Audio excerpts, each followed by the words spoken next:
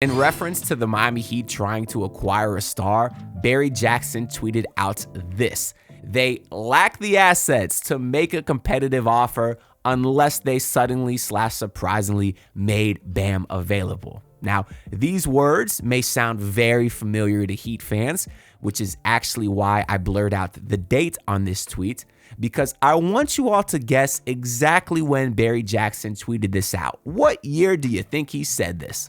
Now, a lot of you may be saying earlier this year, maybe last year, could have been 5 years ago. He actually did tweet it out earlier this year in reference to De'Aaron Fox. But the point is, we've been hearing the same thing about the Miami Heat's lacking assets for like 6 years now. Even when the Heat got Jimmy Butler, it's because he demanded Miami and Miami only. Jimmy wanted to come here when he left Minnesota, but the Heat didn't have the assets to get him back then. And of course, we know all the stars they missed out since acquiring Jimmy: Kevin Durant multiple times, Donovan Mitchell, Damian Lillard. The list goes on and on because, as we've said many times, especially recently, free agency is dead. In today's NBA, you need to have trade assets to actually get a star. And the next time a star becomes available, I think the Heat should have at least 4 tradable first-round picks to really be in the game for the next whale. And the problem is that right now the Heat only have 2 tradable first-round picks. But what if I told you that there is one move the Heat could make that would double the amount of tradable first-round picks they have to a total of 4? And the way that he could do that is by acquiring a 2027 first-round pick. Let me break it down to you. Right now, the Miami Heat own their first-round picks in 26, 28, 29, 30, 31, and 32. They do not have their 2027 first-round pick, as we all know, because of Terry Rozier. And unfortunately, because they're missing that pick, they are currently not allowed to trade their picks in 2026 or 2028, because then they would have back-to-back years without a first-round pick, and the Stepien rule does not allow that. So as things stand today, the Heat can either trade their picks in 29 and 2031 or 2030 and 2032. That's how you get to the current state that we're in of 2 tradable first-round picks. But if the Heat were able to acquire a 27 pick and slot it right in that empty spot, then we would now be able to trade first-round picks in 2026, 2028, 2030, and 2032. That is why it is so critical to have that 27 first-round pick, because now you would have 4 picks to trade and finally be in the game the next time a star asks out, whether it is Giannis or Anthony Edwards in a year or two. You got to be ready and be proactive. So the next time a guy puts Miami on his list, you actually have a damn shot. I think we all understand the importance of that. So I tried cooking up a trade for a 2027 first-round pick that doesn't completely dismantle the current roster, because I think ideally the idea would be to use those 4 picks to bring in a star alongside Tyler and Bam. Of course, I could have traded Tyler for a bunch of picks and got it that way. I could have compiled all the young guys together to get that pick. But I think the Heat will need to keep a lot of their young talents also, so they can attach them in addition to the picks to get a true whale. Like if someone like Giannis were to ask out, the Heat would have to trade all of those picks and Tyler and the young guys in order to actually get them, of course, while keeping Bam Adebayo.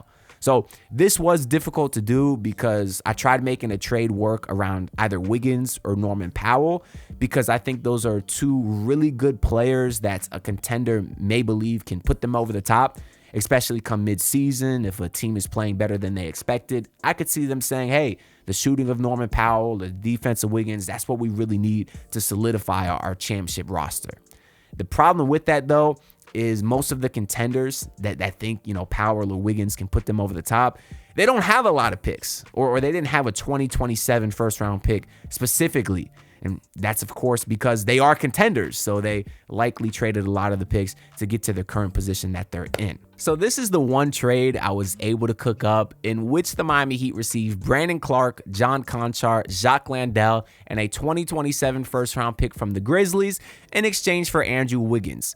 I've always thought that Wiggins would be a great fit in Memphis. Right now, I think he's exactly what they need, particularly since they literally don't have a single small forward on the roster, at least according to the way that Fanspo categorizes their players. According to the ESPN depth chart, they do have Jalen Wells slotted as the small forward right now, but look at the rest of their depth at that positions. They have Vince Williams as the second string and Santi Aldama as the third string small forward. The guy's like 7 feet tall. All he does is shoot threes.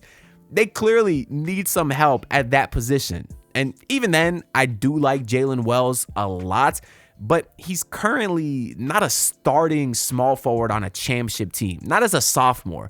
You know, there's always a chance you get a sophomore slump, and even if he plays as well as he did last year, I don't think he's a championship starting small forward. He's not the kind of scorer that Andrew Wiggins is. He is good defensively, but I don't think he's as good as Wiggins is. He's just nowhere near the level of player. I think Wiggins will be a big step up for the Grizzlies in that position. It will give them a starting lineup of Ja Morant, Kentavious Caldwell-Pope, Andrew Wiggins, Jaren Jackson, and Zach Edey.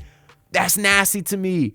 I mean, what's the weakness there? You could maybe argue shooting. Depends how well KCP shoots this year. Wiggins has been inconsistent, same with Jaren Jackson. But if those guys can shoot above average like they have in the past, I don't see any weakness there. They can score. They can get into the paint. They can pass. They can defend. I think that is a championship caliber lineup. Then you would also have a bench of guys like Ty Jerome. You would have Jalen Wells. You would have Santi Aldama. A lot of other young guys who might take a step this year, like Cam Spencer. Even Scottie Pippen had a good year last year. G.G. Jackson, we know how great a young player he is. I think that is a very, very good, potentially championship contending roster. And Memphis isn't really losing any players that they care about to get them. I mean, Brandon Clark played 64 games last year, yeah, but he played under 20 minutes a night. John Conchar was only playing 12 minutes a night last year, and he's currently listed as a fourth stringer. They just signed Jacques Landale, so I should mention that this trade technically cannot be completed until October, but it could still happen before the season. But even then, with Houston last year, he only played like 12 minutes a night, so I don't think he was going to be a huge part of Memphis's rotation this season. People may think that a first-round pick for Wiggins is a lot, but I still think Wiggins might have that kind of value to the right team. There's 2 years left on his deal, so it's not like he could just walk in the offseason and Memphis would lose him for nothing.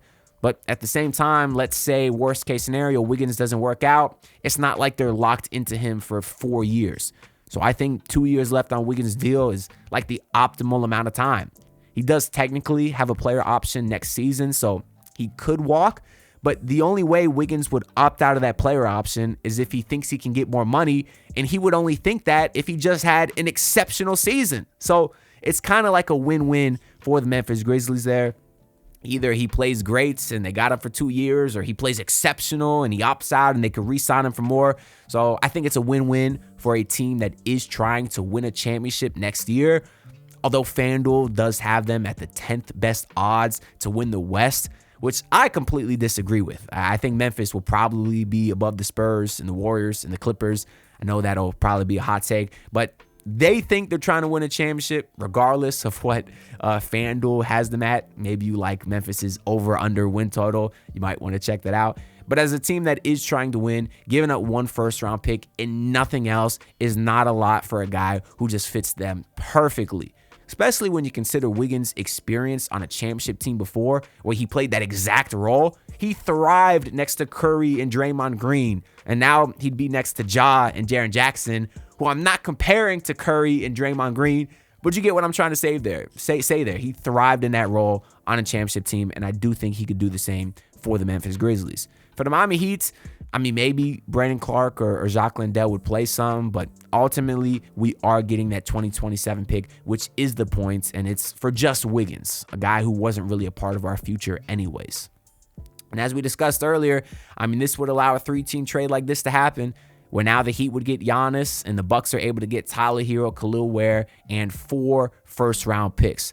I think that is fair value for Giannis in the open market. Or even if not fair value, it's definitely an offer that would get considered next to the 29 other bids in the NBA, which is not something you could have said about the Heat's trade offers for several years now. I don't think the Heat were actually at the table for a lot of these guys. And with this kind of trade assets, I think the Heat could be in the table for Giannis. But that's all I got to say for this video. Let me know your thoughts down below. I'm really curious if you do think Wiggins still has first-round pick value.